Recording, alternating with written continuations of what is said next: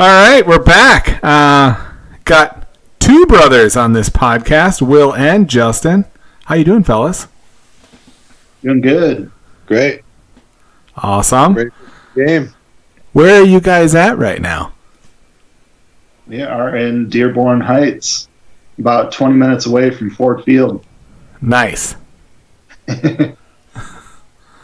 Going to the game tomorrow?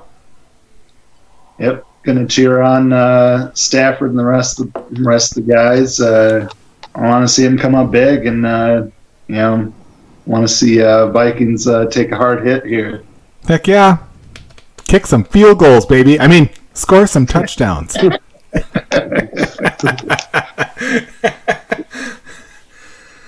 Yeah. Well, we'll get back to football. I'm sure Will, in particular, has a lot to say about the Lions since last time he and I got to talk. Real quick, it's been a couple of weeks, but for good reason. We've had stuff come up, stuff going on. So we just couldn't get to it. It wasn't going to work out, and this movie is so good, you want to give it time. So I actually rewatched it this week and wrote up my review. So now I'm ready. I'm really ready. Okay. So I could tell you a little bit about Street Outlaws Memphis, and then the No Prep Kings series has started. I'm a big fan of the Memphis guys, the JJ DeBoss and his crew. They are like an old Tennessee mafia almost. And I like that. I don't know why. I think it's because he seems fair. If that makes sense. He has a code.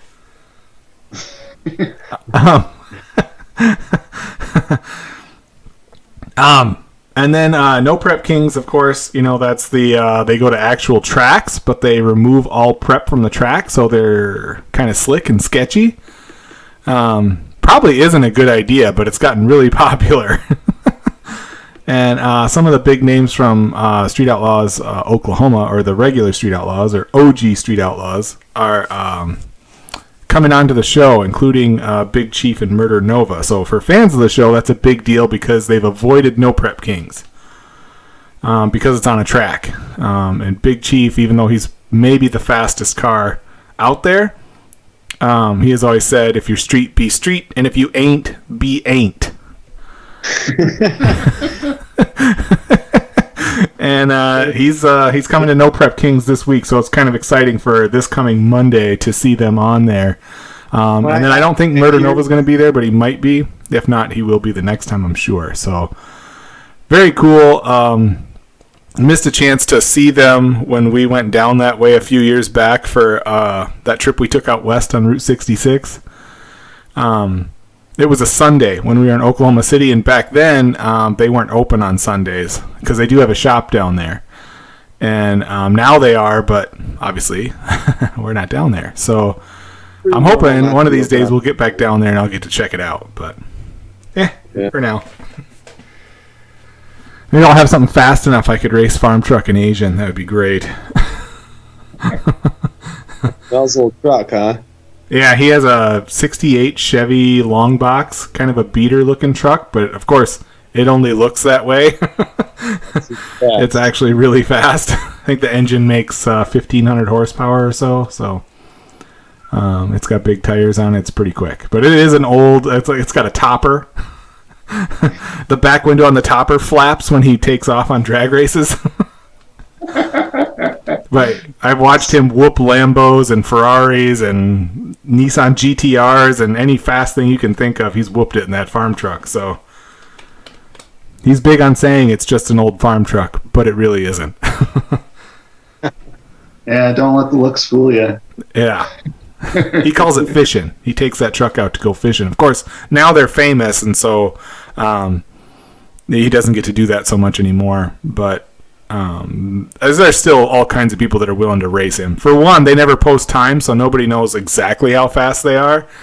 And so you get guys in, what, I don't know, I would consider, and I'm sure you guys would too, fast cars, but not on the standard of a true drag car like this, Farm Truck's all wrong for racing on Street Outlaws, even though he can sometimes make the list. But he's more than fast enough to beat pretty much any production car ever built. So it's an eye-opener for a lot of people, I think. And then his buddy Asian has I think it's an early 70s or late 60s Volkswagen Beetle. And I believe he has a Porsche engine in there that's turbocharged. And it will also smoke the pants off most supercars that made it now. So he calls it the Dung Beetle. But it actually is in really great shape. He just has it painted up to look dirty and dingy and gross. And they use that too to whoop some butt. Like I said, I don't care. I just don't want it to be like an embarrassing slow. Like I'm not going to go there with like a minivan and be like, hey, let's race. But you know what I mean? If I had like a decently fast car, I'd race them. Something that can hold its own, right? Yeah. Yeah. But yeah, and then Cripe Leno's been doing all kinds of stuff, flying cars and jet boats, and I don't know. It's JB&J. I truly appreciate that show, though, just because I think Jay Leno is a genuinely nice person, and he's finally doing a show he really cares about. He doesn't have to pretend to be interested in some art house film he never saw and is never going to see. For NBC. Although, and Will knows, I mention this every time. Stupidest time slot in the world, stupidest channel to have it on. Get it off CNBC and get it in a real time slot. Yeah. That is so dumb. CNBC. So stupid. Anyways, that's it for that crap. So let's get to John Wick. So, John Wick, made in 2014. The director was a Russian guy, and I thought they were all made by David. What the heck's his name? David. It's not Militich. It's like David Leitch. I don't know. Yeah. He's a famous guy. You know what I mean? He's made a lot of action films. But I know he did the second two, but the first one I guess he did with both, and they did the first movie for like $20 million. Yeah. Which that's pretty low budget. That's amazing for how slick it looks. Like it doesn't look like it was made on a budget. Right. That's because Keanu's so good. Yeah. Well, and hats off to the directors and the crew because it really does look big budget. I mean, it's slick. Great cinematography. Yeah. I feel like they actually understand what we want to hear when a muscle car moves. Yeah, that's right. You know, and then you have Keanu Reeves, Ian McShane, William Dafoe, Adriana Pilecki. You've got, stars everywhere. Alfie Allen, John Leguizamo. You know, a cameo by WWE Hall of Famer Kevin Nash. You know, I always confuse that Italian guy with Armando Sante. The Italian. Oh. Yeah. Well, and then there's the secondary group. You know, like the Mayhem insurance guy. Yeah. He's the right-hand man to the Russian mafia. And then that guy that like took over for Jean-Claude Van Damme for a while in the Bloodsport movies. You know what I'm talking about? Even kind of looks like him. Yeah. He plays one of the bad guys too. They did a good job with that. They did. Casting and stuff was outstanding. One of the big things about it is the fight scenes, the cinematography and the fight scenes. And it's been a hot second since I've seen it, but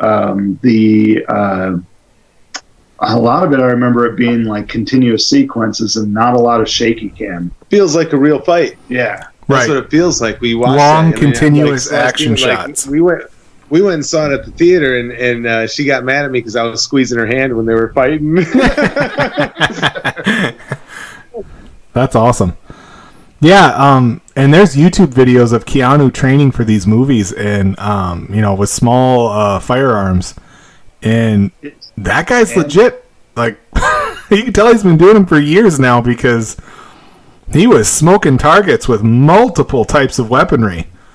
Yeah, they're getting him ready for his real career. I just think maybe he is an assassin and, nobody just wants to say it.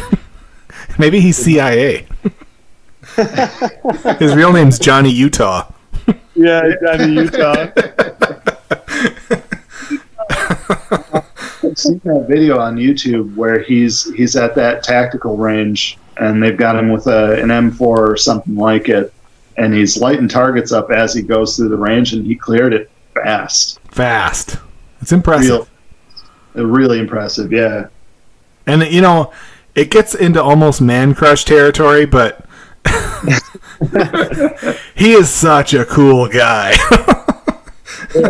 Yeah. I mean, he started his own motorcycle company. He rides. He is. Band. Yeah. He's really cool. What's the now famous quote from was it Fallon?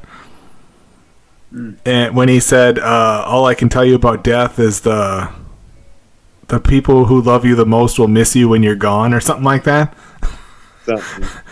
And he has that thing, where he tells fans that they're amazing. He writes it on stuff now. Well, that's a big meme floating around, or was for a short time. Okay, but what about the cars of the movie? There were some pretty amazing cars in there. Well, let's jump into the review. So, it's hard for me to believe anybody who would listen to this podcast has not seen John Wick. But if you haven't, stop it now. Stop this. Pause it. Go watch John Wick and then come back, because we're gonna spoil the whole movie right now. Yeah. First of all, speaking of people that are great actors and actresses that got bit roles, that they're character actors that you're familiar with. Yeah. His wife was played by Bridget Moynihan, which is she's a fantastic actress. She's on Blue Bloods with Tom Selleck. She plays his daughter. That's awesome, She was in Kiss Kiss Bang Bang. Yeah. Directed by Shane Black with Robert Downey and Val Kilmer. Yep. Last time Val Kilmer was Val Kilmer. He's slowly changing into Marlon Brando. Well, the throat cancer got him. that esophagus cancer got him. I mean, he can't hardly talk anymore. Which is going to be interesting because he's going to be in the next Top Gun, and I don't know how the hell they're doing that. Unless they just write it in. It's Val Kilmer. He's the Iceman. They have to do it. The chameleon. When Jules and I were first dating, we went and saw The Saint together, and that's still one of my favorite movies of his. Yeah. It's a lot of overacting and more of the cheesy Bondish style of spy films, but I still love it. So awesome. Mm-hmm. Yeah, good film. And I can say, legit, when he plays the Professor Dork, the bald old guy with glasses, Julie didn't know that was him. I had to tell her. She was fooled. So, good work, Val.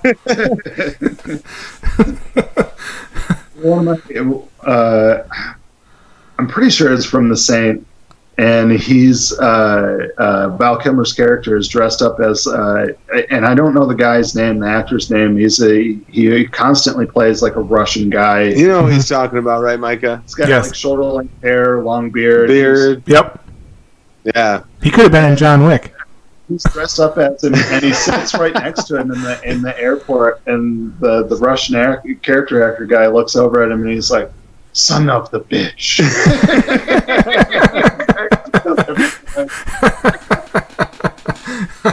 Exactly. People forget Val Kilmer is an American treasure. And plus, Batman Forever didn't suck. Well, at least not because of him. It was Tommy Lee Jones's overacting. Well, Joel Schumacher. Which he's apologized for, and then not apologized for. Well, it was campy stuff, but everything was back then. Even the gothic tones of the. Now we're getting way off John Wick, but I don't care. Let's roll with it. Even the gothic tones of the original Batman, it's still really campy stuff. It is. And it wasn't played for serious. It was definitely meant to be a cartoon come to life or a comic book come to life, which isn't a bad thing. It's just that's what they were. And that's tough. It is. It's just the tone was lighter in the Joel Schumacher things, but I don't blame him because he was doing the same thing that Tim Burton did. He just had a different tone for the movie, which was lighter. It's like comparing Josh Whedon and Zack Snyder. Justice League didn't work out either way, and it probably wouldn't have either way, mainly because of how it was done and the mustache on Superman. But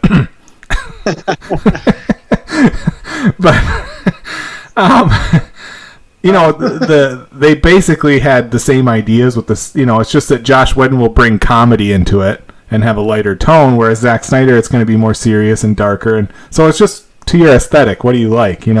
Christopher Nolan took Batman and made him real, or made him seem real. And he was the first one that's ever done that, and probably still the only one who's done that. So I don't know. I haven't seen the Joker, but I'm hearing that if you like the Nolan stuff, you'll like the Joker. Yeah. So John Wick. Sorry. What year was that Mustang? 69. Okay, now here's annoying car guy stuff, and this is the only gripe I have. Literally the only gripe I have about the entire movie. I know there's plot holes. I know there's errors. I don't care. This is my gripe. They call it a 69 Boss 429 Mustang. It is clearly a 69 Mach 1. And beyond that, it's like a D badge 69 Mach 1. It has these two stupid skinny stripes down it. Doesn't ruin the car at all. It's just that wouldn't be on a Boss 429, and it's also not on a Mach 1. So either way they went or wanted to go, it would have been cooler than what they did. Maybe that was just customization. Yeah, maybe. Except if you own a Mach 1, you're not going to do that. Or a Boss 429. It's like taking... it's like, taking a 68 Mustang and going, you know what this needs? A Honda Civic giant rear wing from Fast and the Furious.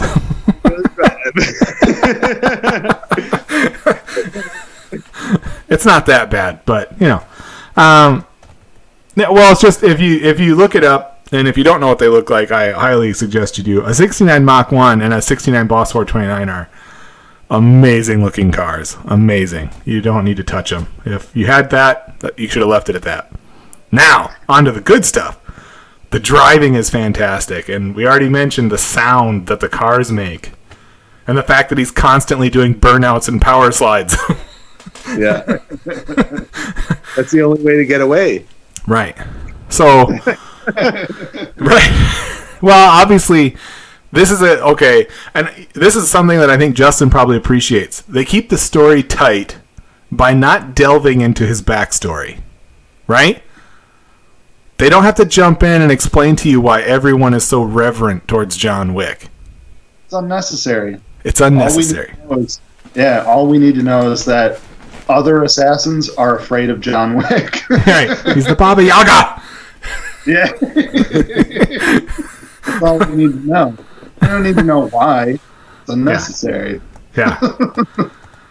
Yeah, I love it. I love that he goes to blow off steam with his Mustang at an old airport runway. The guard just lets him in because it sees it's him. I freaking love that. He's got the dog with him.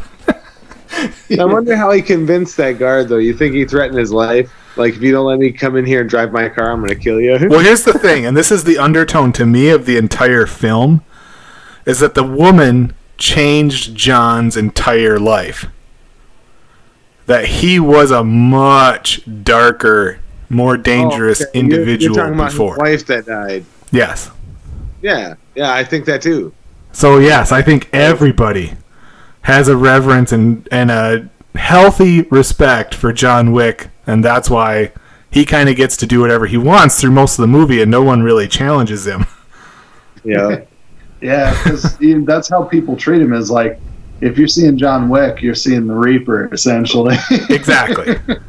Exactly. That's why everyone keeps asking, "Are you working?" Right? Throughout the whole movie, that's a recurring question. Are you working, John? Yeah. Okay. So he goes and blows off steam. His wife has died. He's got his new dog. He loves the dog. Goes and blows off steam with his Mustang, and then they stop at the gas station. And as fate would have it, some Russian hoodlums show up, want to buy his car. He turns them down. They grab it. He like kind of pinched the dog. Alfie Allen, who's Yosef in this. And he like reaches in the window and he kind of pinches the dog and he says, "Everything's for sale, bitch." And then he responds in Russian. And he says, "Not this bitch." And it like floors him and he like staggers backwards and then his buddies have to pull him away because he's starting to freak out. Well, and I think that was the undertone, and I'm pretty sure they show it in the movie as like, and I mean, a lot of, you'll see it a lot on the internet. People detract like, oh, it's kind of a goofy premise. Like, why is he overreacting about this dog? Not to get too, into the movie as far as detail, but his wife gave him that dog. Right. Before she died. And so it was that was like his last attachment to his wife. Right. And his humanity. That's what I believe. Yeah. Mm-hmm. She gave him that. So if you're an assassin, you're a sociopath. Sorry, for any assassins listening to this. You're a sociopath. You don't care about people. You have a job to do. You have an objective. You don't care about human life or any of that. She brought that into his life. And so she didn't want that to die with her, so she gave him the dog. And that's not explained, but that's the beauty of the movie. And Keanu Reeves' acting, because you get that. Yeah. Mm-hmm. At least I got absolutely. it. But I also think he's fantastic. He did a really good job, and, that's, his physicality and... his handling of the weapons in the movie and stuff like that, it's all believable. It looks like he's really doing it the way that actual operators and military tacticians would right. He cares about handling the gun the right way. He cares about the martial arts going the right way. It's good. Yeah. So yeah, the thugs, then they track him down to his house, they break in at night, they smuck him with a bat, beat the crap out of him, kill his dog, and steal his car. Now, they take it then to the chop shop owned by John Leguizamo, who works with the Russian mob boss. In this case, Alfie Allen, which I'm going to go ahead and start calling him Theon Greyjoy, because that's who it is. And he's playing the same smarmy little prick that he is in that show. Although he doesn't have a redemption arc in this. I love that John Leguizamo punches him in the face, knocks him flat on his ass, and they pull a gun on him, and then he's like, Vigo's not going to like this. And he's like, what do you know about what Vigo likes or doesn't like? I'll tell you what, he's going to understand. And that was that. And they left. That's one of my favorite lines in the entire movie. What do you know about what he likes or doesn't like? I'll tell you, he's going to understand. I love that. Yep. And I love when he calls and he's like, so I hear you hit my son. And he goes, yeah. And he tells him what happened. He's like, oh. And he hangs up. Nothing else is said.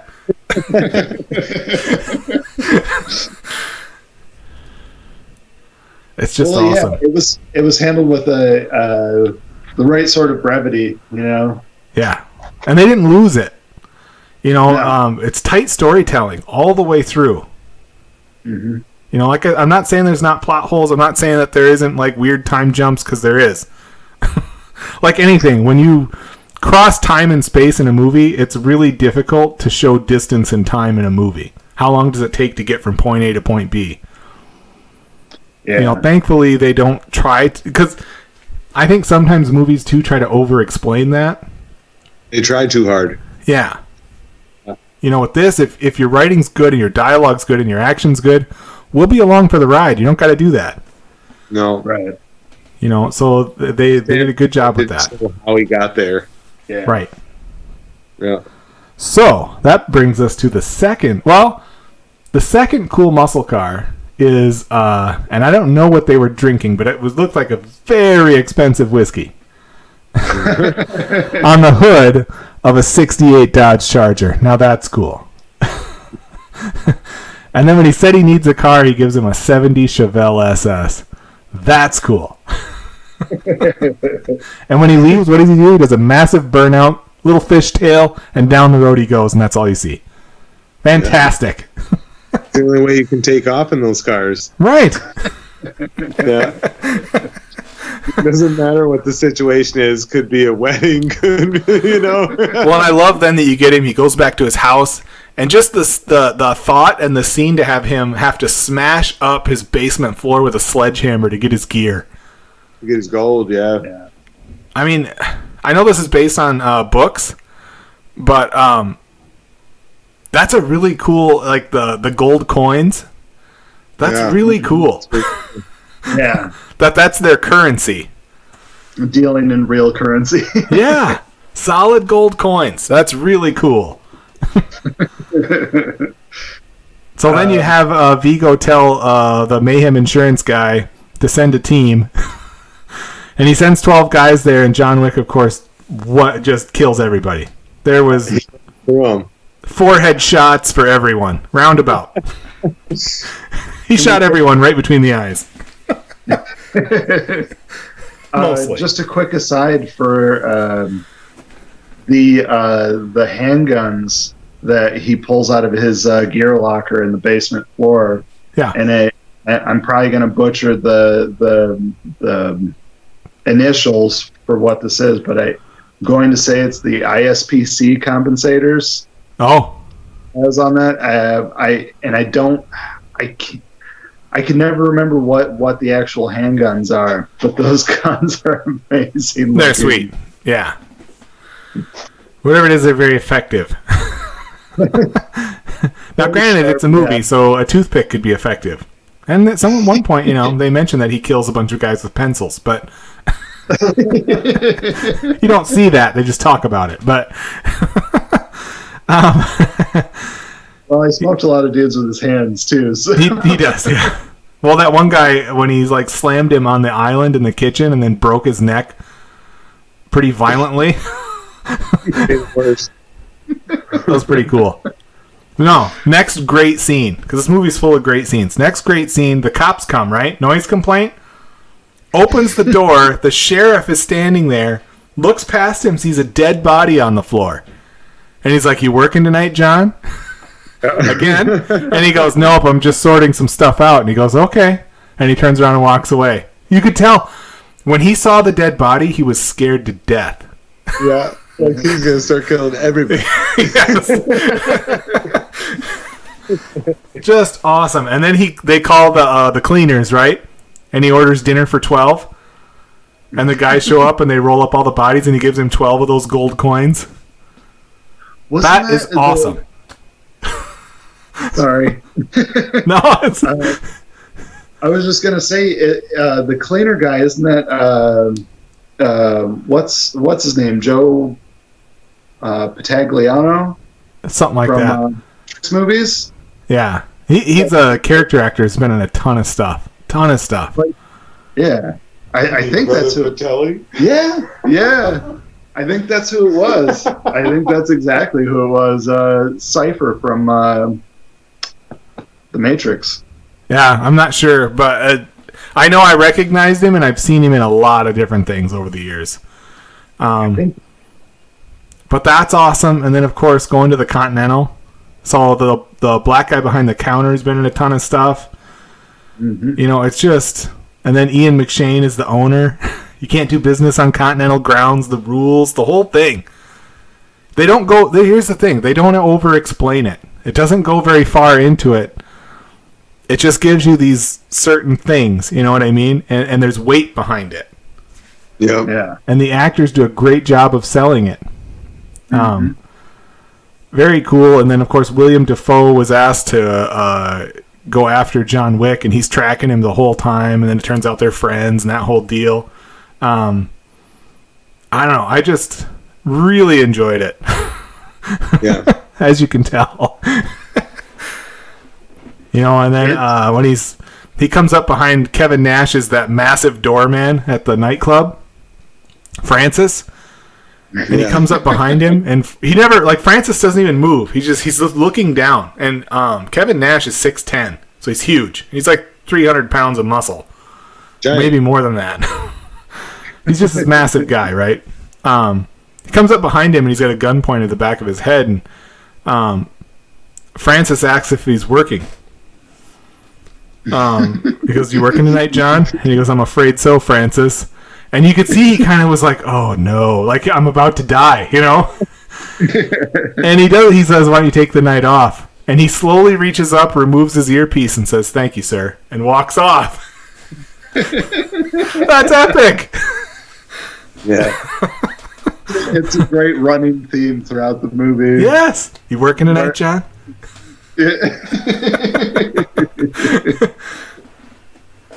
That was epic. And then, of course, Yosef gets away and he kills everybody else. But Yosef gets away and he gets injured and he goes back to the hotel. And that's when Adriana Pilecki, who plays Perkins, another assassin, she tries to kill him in the hotel. And William Dafoe, who's sitting across the street with a sniper rifle and could have killed John anytime he wanted to, instead shoots the side of his pillow and warns him when she enters his room. I mean, you could tell that William Dafoe is like struggling with it. John's his friend. He doesn't want to kill him. But at the same time, he's there and he has a gun, so he could. You know what I mean? Like, yeah, he was hired to do it. Right. Yeah. And again, like you said, these are all hired killers. They're sociopaths. Yes. They don't have a lot of human connections. No. No, but you could tell there's a difference in most of them, and that's what kind of gets brought up in this particular scene, is that John and Marcus, that's William Dafoe's character, they have a code. And the other assassins they meet while they're at the hotel have a code. And that's the code that they live by, and there's a code with the Continental, and everybody chooses to follow it. Adriana Pilecki is not. She's a crazy sociopath with no code. She's there to kill him in his sleep at the hotel where they're not supposed to and collect the money. So she doesn't. He stops her, and it's an awesome fight scene. Although, well, no, I'm trying to think. It was like, did I have a problem? No, I really didn't. For one, finally you choose a woman who's incredibly athletic, at least a little on the muscular side. Like, you believe she could kick some ass if she wanted to. You know what I mean? Yeah. If she's well trained, she knows what she's doing, she could do damage to a guy who wasn't ready. For sure. So, I kind of like that. Because Hollywood often doesn't do that. I'm sorry when Natalie Portman breaks out the kung fu moves. I'm yawning. So, get ready, America. She's going to be Thor in the next Thor, so that should be awesome. Or not. At least then it's a superhero movie. Her powers are, what? Divine? I don't know. As a Norse god? Superpowers. Yeah, she has superpowers, so whatever. She can be built like anything. Yep. So whatever. I guess that's better. I can deal with that. Anyways. She gives up one of the safe houses for Vigo's money, which is a church. So then he walks into this Catholic church and just starts blowing everybody away inside the church. Goes down to their basement, sets Vigo's money and gold on fire, and then walks out. But it wasn't just a thing to do damage. He's across the street on a roof watching the Russians come in, and then he follows them and tries to kill them. Which is awesome. Just to draw them out. Yeah. But it doesn't work. And he gets captured. And in a very cool scene where they where he finally, like, you see his rage come out. You don't really see that before now. When he's yelling at Vigo in the church, when he tells him, tell me where your son is, or what did you say, you can hand me to your son or you can die screaming next to him. But he's like raging at that point. His head's turning purple. And Vigo thinks he's got him, so he's like, yeah, whatever, and they put a bag over his head, and start to kill him. But William Dafoe, still watching, still has his sniper rifle, and he blows one of the guys away and helps him get free. And then, after killing Jean-Claude's twin brother, I don't remember all their names. It was Jean-Claude's twin brother from the crappy Bloodsport movies. He kills him too, and then he chases down Vigo. And this is the cold-blooded thing. He gives Vigo another chance. Give me your son, or I'm going to kill you. And he gives up his son. Yeah. How about that? I mean, the guy is a mob boss. He's probably watched a lot of people die. Well, a bit of a sociopath himself, right? I mean, they all are. Yeah. So, John Wick goes off, gets to the safe house, kills everybody, and before Theon could get out, it was just a effing dog. He gets shot right in the forehead. So... And what did John Wick say? Everything's got a price, right before he killed him. So we did get a catchphrase, and I'm glad they stuck it in there, because it was cool. I don't mind it.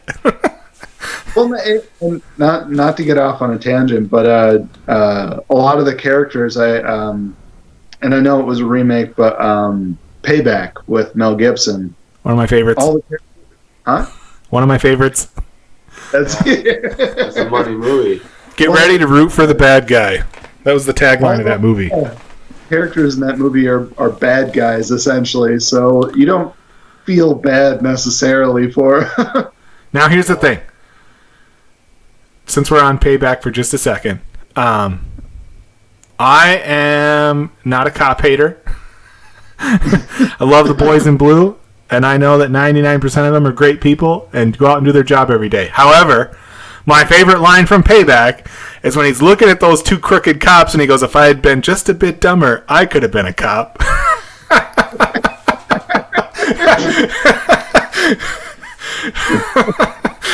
That was awesome. No, it's a good movie, though. Yeah, and I love that they called that 357 a Roscoe. Remember? Yeah. That service revolver? It's like, nice Roscoe. Hey,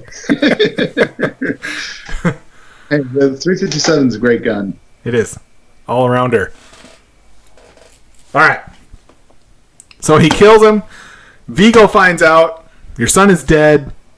Perkins tells him that Marcus did it. Set him loose and helped him out.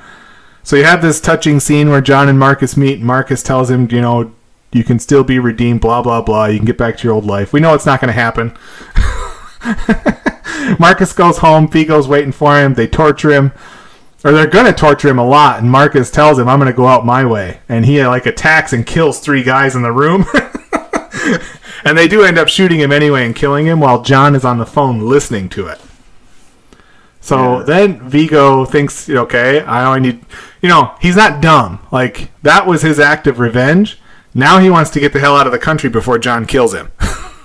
Because immediately he's going to be after him. Yes. That would not settle things by any means. And so Perkins leaves. Ian McShane shows up in a very cool scene. She's walking to try to get away after she's been paid. And all these guys surround her, and Ian McShane walks up and says, what did he say? Your privileges at the hotel have been revoked. And they all shoot her in the head. Did you notice that? Every single guy there points the gun and blows her right in the head. And she drops like a sack, and that's the end of Perkins. So that's when you know they've never explained it, but that's why everybody adheres to the hotel rules. This is a great movie. I'm having a great time talking about it. And then Winston breaks the Continental's Switzerland, their neutrality, and calls John and tells him where Vigo's going, tells him he's going to be on a chopper, and the hotel had given him a new Dodge Charger RT all blacked out as a gift for his other car getting wrecked and for being hurt at the hotel. So then he takes off, catches him, kills everybody, gets injured, goes to a vet clinic, and gets himself a new dog.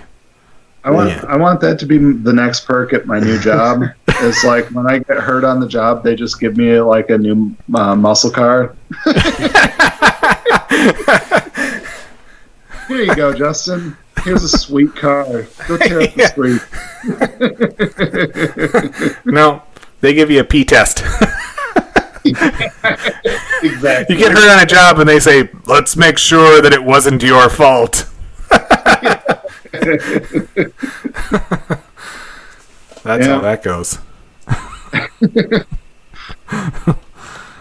Yeah, I had a blast with that movie. I had a blast watching it again, and I have all three of them here, and I know the fourth one is, I think it's coming out in 2021, so we've got another couple of years before that comes out, but I don't know. I haven't seen the third one yet. I own it, and I didn't get to see it at the theater, so I'm anxious to watch it. It's a great movie. I saw it at the theater. It was one I've seen at the theater in a long while. It's got Halle Berry in it, right? Yeah. Oh, really? She has like trained service dogs. Yep. Like they're like babies. Yeah, they're like they're a special kind of dog too, and I think they're used by Israeli military in real life. And their handler, I was watching Keanu on a talk show, and he said the handler said it's fine, just don't stare directly at them, because these were real security dogs. He goes, "Oh, they'll love you, just don't stare directly at them." Yeah, okay. I was like, wow. They're like the canine John Wick.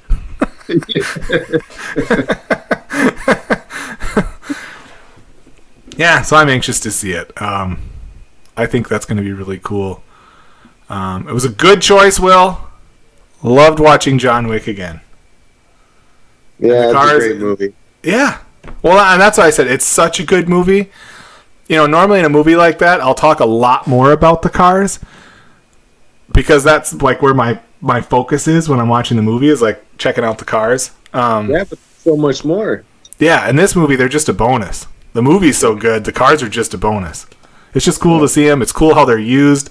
The audio's fantastic. Again, for a $20 million movie, it feels like a much more expensive movie. The way it's shot, the way it's edited, the audio, like you said, the choreography of the fights, everything is top notch. Feels like top dollar. So, excellent movie. Yeah. Let's be like people getting shot in the forehead. Feel like there's a lot of it in that one. more than most anything else you'd watch. Remember that movie with Tom Cruise? I think it was called Collateral, with him and Jamie Foxx, where he's the hitman and Jamie Foxx is a taxi driver. Remember in that movie he like shot everyone twice in the chest and once in the head? Every single person in that movie he killed. It's kind of what John Wick does. Yeah. Yeah, maybe they could do a crossover project, huh? They're talking about... I'm trying to remember. It's David Leitch. What is that director's name? David Leitch? Yeah, I think that's what you said. Mm-hmm. He did the Atomic Blonde movie with Charlize Theron, where she's kind of a female John Wick-ish type thing. Yeah. And they're talking about having her in his universe and having her show up at some point in these movies. Yeah, that'd be pretty neat. I'd watch that. Yeah. She's another one who does physical real well. Yeah. Real well. Yeah, she gets like Keanu. She takes the look and the feel of it seriously. Like it's not glammed over, or Hollywoodized. It's true blue, fighting. Now go all the way back to being kids, and the first time you saw Bill and Ted's Excellent Adventure. Did you ever see this as Keanu Reeves' career path? No. The man is remarkable. He's remarkable. And he's making another Bill and Ted. Because he knows a bunch of people want it. Yeah. Want to see it. Well, at this point, I think he's just so well liked. And his act, like he never phones it in. Like Tom Cruise. Tom Cruise, regardless of how you feel about whatever movie he's in or whatever it was about, he never phones it in. That dude is 100% into every movie he does. That's right. And that's where Bruce Willis went wrong. There was a point in his career where it was very clear he cast a check, and that was the only time he was smiling.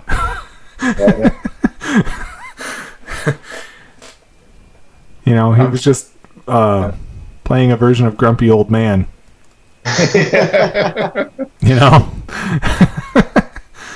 But, all right. So, next week, we're going to do 2-Lane Blacktop.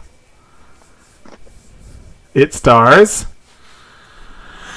Oh, my mind's blanking. James Taylor. And... let me bring it up.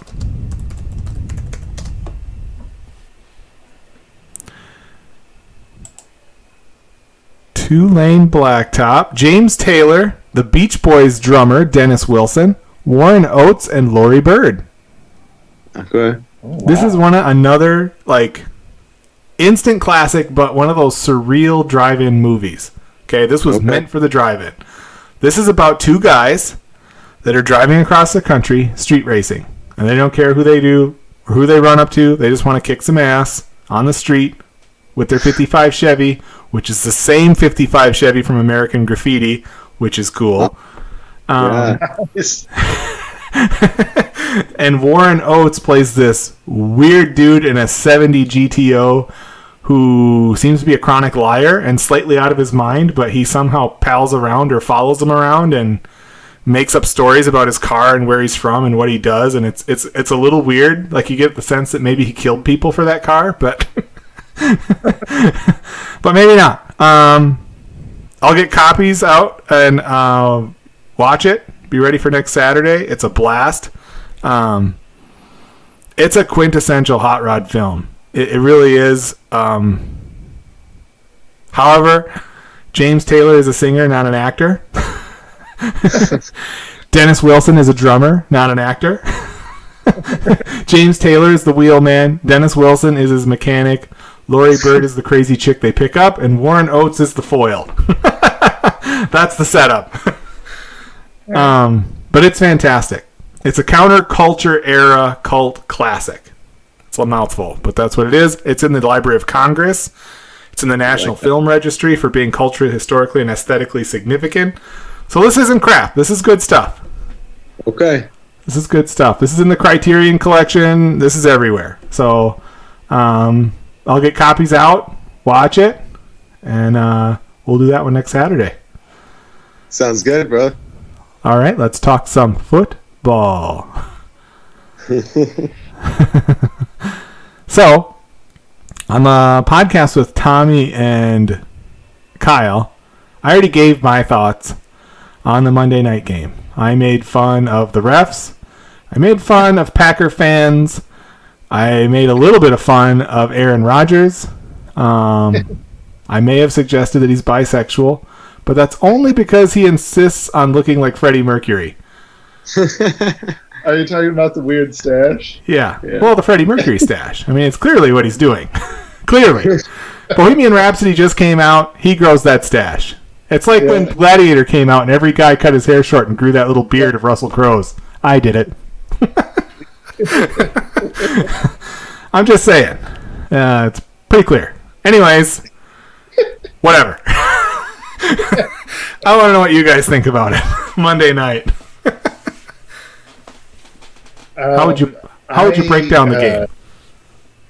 Unfortunately, I don't have cable television, and so I was relegated to watching it on the NFL app on my phone, and I was shocked. Maybe I shouldn't have been, but I got in on the second quarter right at the start. It was about 12 minutes left in the second, and I was surprised to see that we were up 13-0. I was like, oh my god! Like, are we gonna trounce Green Bay at Lambeau? And then I was like, well, let me come back down to reality, and we're still in the first half here.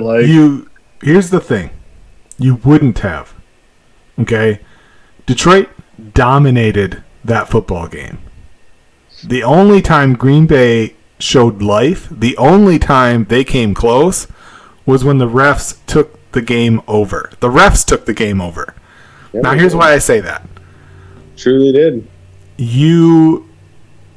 When you play a quarterback of the caliber of Aaron Rodgers, so yes, I tease, yes, I make fun. I also think Aaron Rodgers is one of the best quarterbacks in the history of football.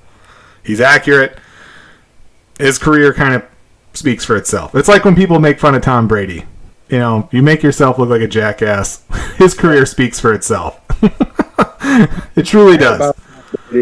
But you can't deny that the results he has in his career. Right. Yeah. Right. And that's all I'm saying. So when you stop him, when you sack him for a 10-yard loss outside of field goal range to force a punt with 8-ish minutes to go in the football game, you're giving the ball back to Detroit and you're down by 9 points in the fourth quarter, you're going to lose that football game. Yeah. Okay? Yeah, absolutely. They did the phantom illegal hands the face call, and actually when you watch the replay, and not enough people bring this up, the Packers offensive lineman actually had a hold of Trey Flowers' face mask. So the only person who had the face mask was the offensive lineman. But Bakhtiari or whatever his name is, he admitted that he was campaigning for that call from the refs the entire game. But it's because Trey Flowers was overpowering him and he couldn't do anything. He was getting shoved around and there was nothing he could do. So he just started whining for a fake call and he eventually got it. And then the ref gave it to him again. So, but this first call, he gets that, and 2-3 plays later, they score a touchdown. Because if you give Aaron Rodgers enough chances, this is the reason why there's 4 chances for a first down, not 8, not 7, not 8, not 10. You get 4, and if you don't make it in 4, you have to give the ball up. And if it was a true hands to the face, they would have called that penalty before before Aaron Rodgers threw the football. They were waiting to see if he could do it on his own. Right. If he could have completed that pass or something, they wouldn't have called that penalty. It looked pretty dirty. It really did. And I'm not one for conspiracy theories, but it looks pretty dirty. Because then the Lions get the ball back. They're still up by 2 points. Okay? The Lions get the ball back. They're coming down the field. They're on a 3rd and 4. Stafford throws a bomb to Marvin Jones, and he gets wiped out. Like, if you watch the replay, the Packers defender rakes his arm across his chest, takes him right off his feet, and rock bottoms him on the ground. That's what happened. And that's not pass interference. Now, here's the thing. You make that call, and the Lions have the ball inside the 10. They're in the red zone. They're at least going to kick a field goal, if not score a touchdown. And it's just mind-numbing. Mind-numbing that was blown. Okay? That's blown. Now, they punt. The Packers get the ball back. The Lions stop them again. Except that on that 3rd down play where Aaron Rodgers throws an incompletion, they call another phantom hands to the face. These are consecutive possessions to end a football game. All in their favor. Not 1, not 2. We're on the 3rd one. This is the 3rd one that results in points for or points taken away. So the Lions used up all their timeouts. They stopped Aaron Rodgers. they would have gotten the ball back. Let's say it was a 37-yard field goal at that point. Let's say what's his nuts hits it. Packers go up by 1. The Lions get the ball back with a minute 40-ish left. Yeah. That's enough time. And then people are like, oh, yeah, but hey, the Lions had kicked 5 field goals. So for all of you making fun of them for doing that, they kind of showed they could drive down and kick a field goal. That's all they needed to do to win. Yeah. So the refs made sure that wasn't possible. So they call another phantom hands to the face, giving the Packers new life, and they are able to run the clock out and kick a field goal, and the Lions never got the ball back. So that's my assessment of the game. Because people bring up the 13 men on the field, which, yeah, that's bad. The phantom pass interference against Tracy Walker when he was diving to intercept the ball, also a bad call. Here's the other part of it. And it's a bit of a hollow victory. The entire NFL is pissed off about this. Oh, yeah. Yeah. Tony Dungy's pissed off. Okay. Clay Matthews is pissed off. These are former Packers players. Desmond Howard's pissed off.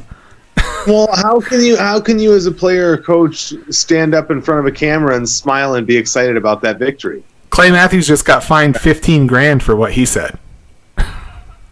That's how the NFL responded. So the NFL responded by apologizing to the Lions, admitting all of those were mistakes, and they screwed up, and their officials screwed up. Sorry you lost, because that's the result. And then the guys that have complained about it publicly in the media, they're fining them. Oh, wow. That's the NFL. When you have league executives saying that was a really bad game, it should be pretty clear to everyone that you don't see that many bad calls in one, because like you said, Micah, it wasn't like it was one in the first half and then one in the third quarter. They were doing it. They had those. They had ones like that. But yeah. I don't want to focus on that. I want to focus on the 3 drives in a row that the refs put points on or took points away. Oh. So here's what I'm getting at is the Lions did dominate them. Minus those calls, the Lions win by 2 scores. 2 scores. Like, this wasn't going to be a close game. Not really. Well, and, that's the thing is, like, and I hate to sound like everybody's dad's friend. And he was like, well, the NFL's fixed. and to be honest, I don't think it's fixed. And I believe that referees can make bad calls, but there needs to be some kind of way that they can regulate that. Right. Because when you're talking about games as big as this, when it's who's in the first? Yeah, who's in first place? Yeah, the difference between first place in the division or being 4th, that's where Detroit's at right now. Right. Some people are trying to blame replay. Yeah. Which is the most hilarious defense for it.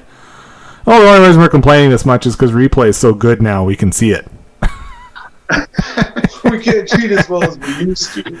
Which isn't true at all, because anybody who's been watching football since the 90s, there's been plenty of instances of this where you could see the replay and you could clearly see there was a problem, and people have been complaining about these things forever.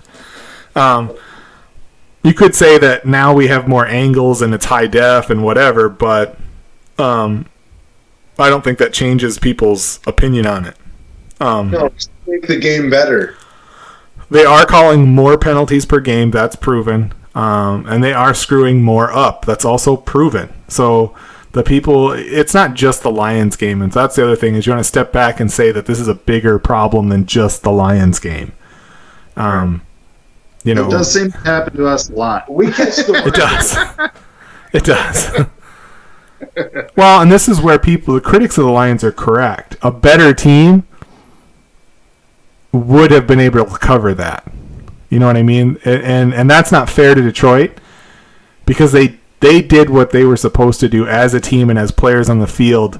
They should have, without outside interference, won that game. Okay, the players contesting the match on the field, the Lions win that game handily. And that's the part that sucks.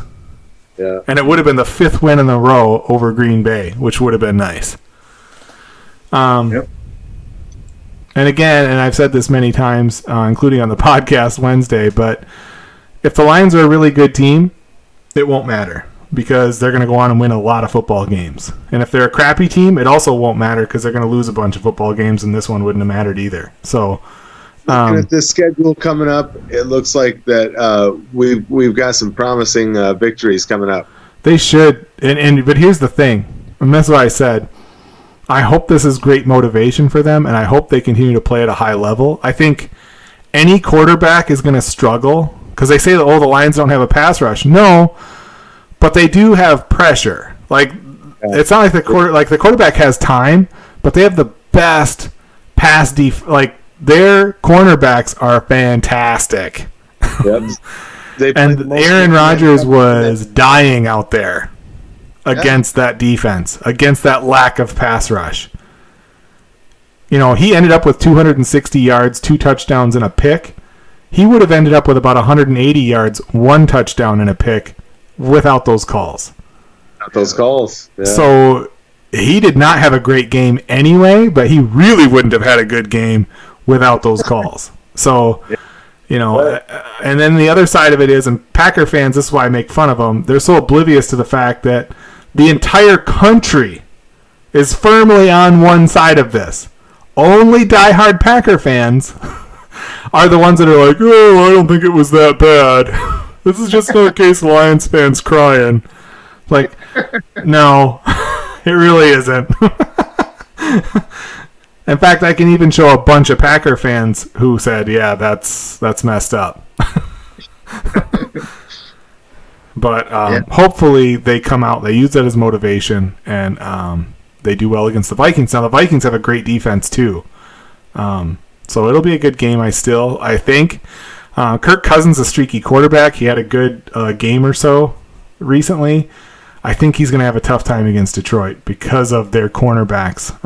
Because he's not as accurate a passer as, say, an Aaron Rodgers. He's going to leave more balls up for grab, and the Lions cornerbacks can eat that crap up. So they should, yeah. They should. That's what I'm hoping to see. And I believe the Lions are fully healthy now, too. I don't think anybody's out. I think they're all playing tomorrow from what I saw that today. So should be there and everything. Yeah. Yep. So, yeah, I'm jealous, guys. I wish I could be there. I'm hoping that our O-line is really working hard to bring pass protection because I know Minnesota's got some big guys on linebacker, and Anthony Barr, Daniil Hunter. Well, what they've been the Lions, what they've been doing that's been effective in the passing game is they're leaving their tight ends in, and using a lot of double tight end set, and so they actually have lots of capable blockers on the line, and that's how they've been able to protect Matt Stafford. It hasn't worked very well the last couple of games in the running game, so we'll see how that goes. Carry-on needs to do better, and the consensus seems to be that he's misreading the blocks, and that's one of the reasons he's been struggling recently. So I don't know. We'll see how it goes. He can get the block, and he's getting the communication from the blockers, where he's going to go. I mean, he's got the speed and he's got the moves to get good gains. I listened to the Monday Night Football game on the radio, and Lomas Brown was one of the announcers, and I tend to agree with him. He says that they need to leave when they want to get that running game going. You're going to do it Detroit style. You put the fullback in. Yeah. Get Nick Bawden in because Kerryon Johnson was running better with him in the game. Yeah. And Bawden can catch the ball out of the backfield, so they can't ignore that fact that you can run play action on them. Right. Yeah. The other thing that I would like to see is the tight ends used more in the mid-passing game, and they're not doing that a lot. They did in the first game. They did in the first game, and they haven't since. And I don't know if that's because Hawkinson got hurt or what. Well, no, because even before that they had stopped using him. But he did drop a pass in the end zone last game that was kind of crucial, where they ended up kicking a field goal because of it. But I don't know. I'd really like to see more there. Especially with Danny Amendola. Great tight end. Yeah, I think with Hokinson, Jesse James, and Danny Amendola, the middle of that field should be a nightmare for everybody. Definitely. But, yeah, what do I know? I'm just a fat old man.